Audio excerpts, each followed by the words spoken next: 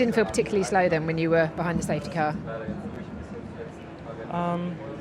Me? Yeah.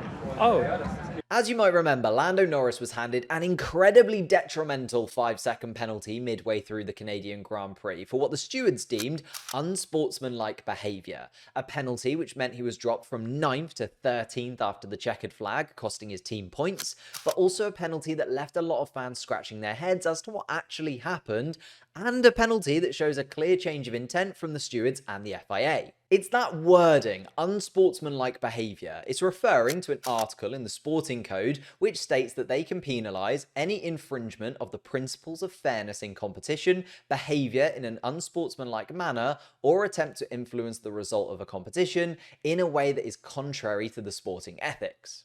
So let's delve into what Norris actually did. Lap 12 of the Canadian Grand Prix saw George Russell's Mercedes come into contact with the outside wall of the turn 8-9 chicane, causing damage to his car and, more importantly, spreading debris across the track, leading to a safety car. This meant that many teams decided to pit, gaining an advantage due to the slower safety car speeds.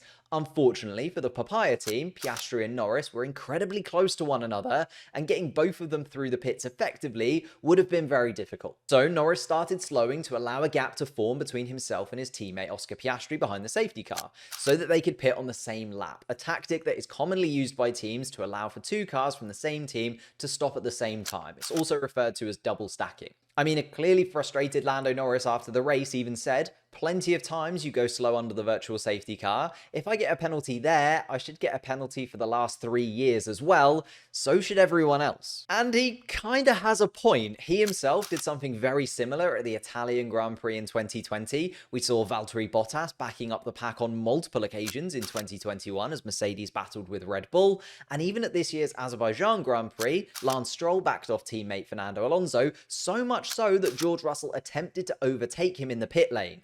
All of these incidents were not penalised. Things close to this have been given before. There is a part of the racing regulations that penalises driving unnecessarily slowly, which could be potentially dangerous to other drivers.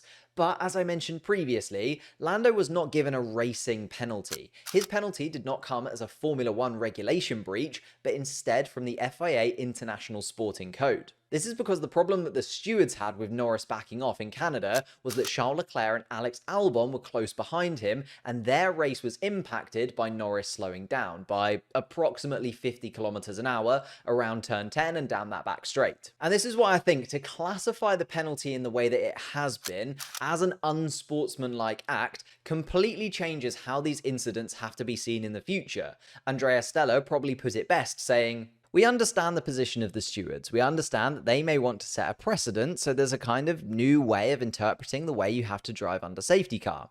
If that's the approach, fine, but it's a shame that we have to be involved in this, setting new precedents." I'd love to know what you guys think in the comments down below. Will we see this wording become more commonplace in Formula 1, or is this just another one of those days in the steward's office where they've come up with a rule and we won't really see it enforced in later races? Whilst you're down there, I've left a link to my driver ratings from the Canadian Grand Prix. Leave a like as well, so you can click that link, or you can click the link on the end card, and I'll see you over there.